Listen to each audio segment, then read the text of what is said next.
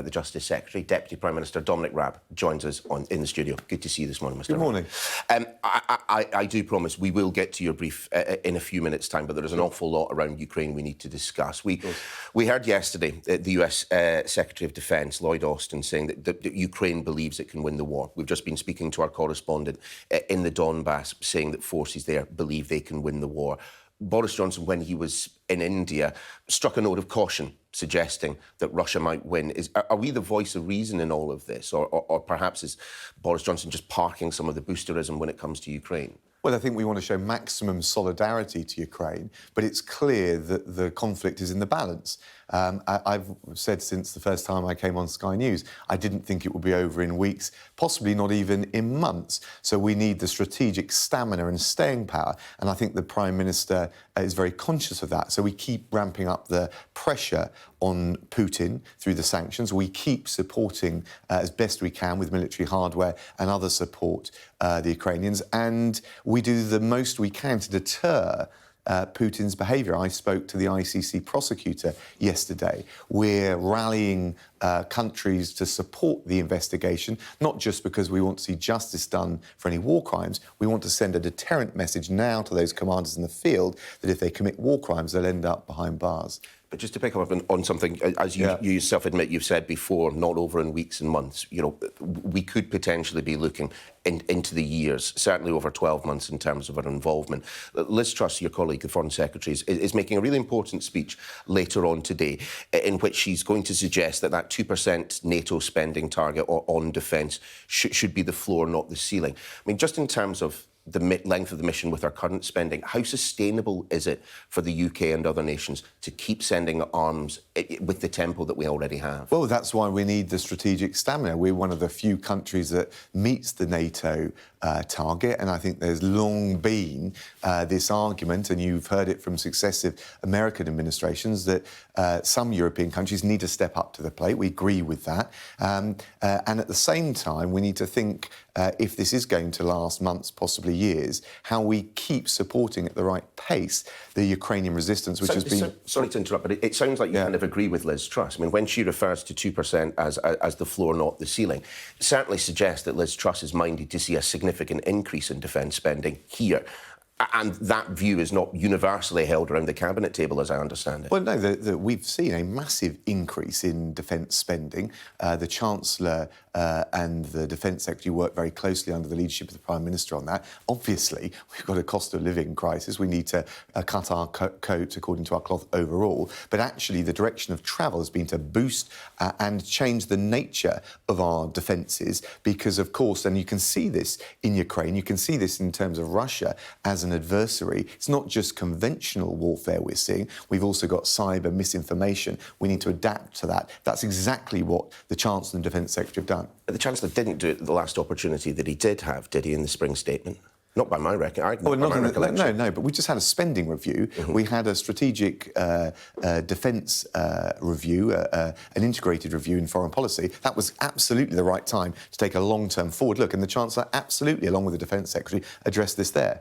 Just in terms, though, of what we are hearing from the Russians, by my measure, I think this is the first time that Russia has made a direct threat against the United Kingdom. Yesterday, James Heapy, your colleague at the MOD, said it was completely legitimate for Ukraine to seek out Russian targets to disrupt their logistics. The Russians have responded saying, well, if you do that, if you keep encouraging them, you now become a legitimate target. What do you feel about that? Well, the Russian statement is unlawful, and what we're doing is lawful. International law is very clear on this. We're entitled, all states are entitled, to provide military support to any state exercising the right of lawful defence against an aggressive invasion. And frankly, if Russia starts threatening other countries, it only adds further to their pariah status and will only further the, if you like, solidarity and the consensus of the international community that they must be stopped.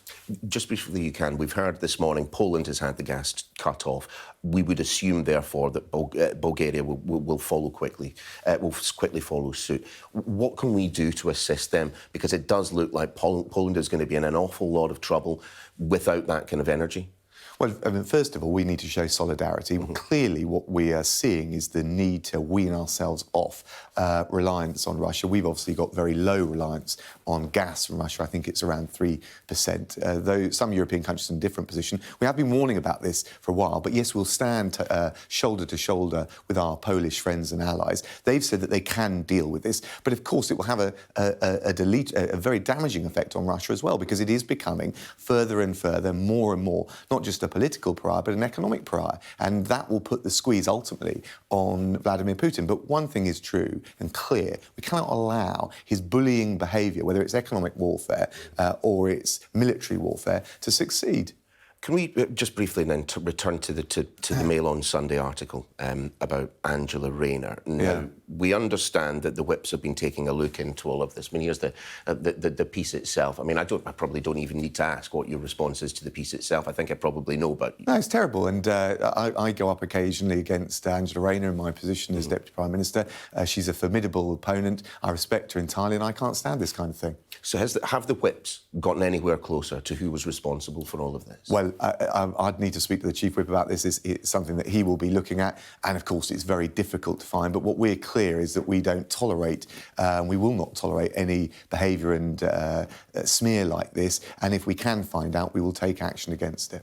I wonder, though, what you make of the editor of the Mail on Sunday's refusal to attend that meeting. He was invited by the Speaker of the House of Commons.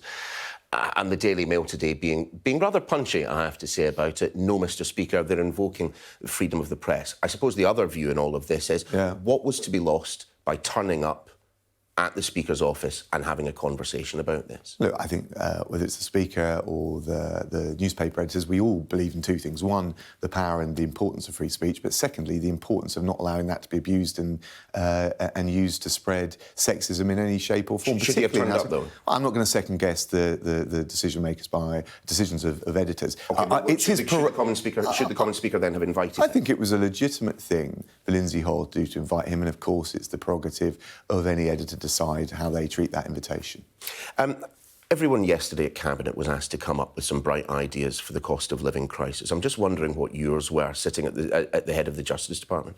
Well, look, I don't comment on the detail of what we discuss in Cabinet, but I think there's a whole range of things that we're looking at. First of all, we've got a £22 billion package to deal with the cost of living. But this Prime Minister and this Chancellor are going to be absolutely assiduous and relentless in looking at what more we can do. We're providing rebates on council tax, on energy bills. We've got this pot of money that local authorities can use to target the most vulnerable. But we, look, as is well known, we discussed childcare. One of the things, there's lots of former housing ministers around the Cabinet table. We discussed housing costs. These are all areas where we're never going to stop. We're going to continue unflinchingly to look at what more we can do. And the reason being is we understand the pressure that families up and down the country are under. But do you understand the kind of the knee-jerk response when, you know, the papers are carrying stories that Grant Shapps' big, bright idea was, you know, making annual MOT tests come, you know, biannually. You know, Torsten Bell from the Resolution Foundation says if this is the answer, then the government has lost the plot. I suppose the problem for you is if you have all these individual policies and you bring them together and you total them up, then eventually it may well be that we see that the cost of living crisis ameliorated somewhat. But there is no one big measure like the Labour Party has, the windfall tax, which would see an immediate kind of cash injection into it. Well, first of all, I don't agree in terms of the characterisation of the Conservative policies. The UC taper saves the relevant families £1,000 a year. If you look at what we've done on the national living wage, that saves £1,000 a year for those eligible full-time workers. And frankly, if you look at Labour's policy, you asked about it, of a windfall tax, that would damage investment in energy supplies we need and hike bills. It's disastrous. It's not serious. So what this shows is they're coming up with, frankly, ill-thought-through policies, but we have got a plan, a concerted plan, and I think that's what voters want to see. Minister, I am nothing if not a man of your word, so let's talk about your brief. And one has to say, a fairly significant announcement about the way we tackle radicalisation within our prisons. Tell us more. So look, the changing threat from terrorism evolves all the time, but it's also evolving in prisons. Why? Because we're locking up more terrorists and extremists than ever before.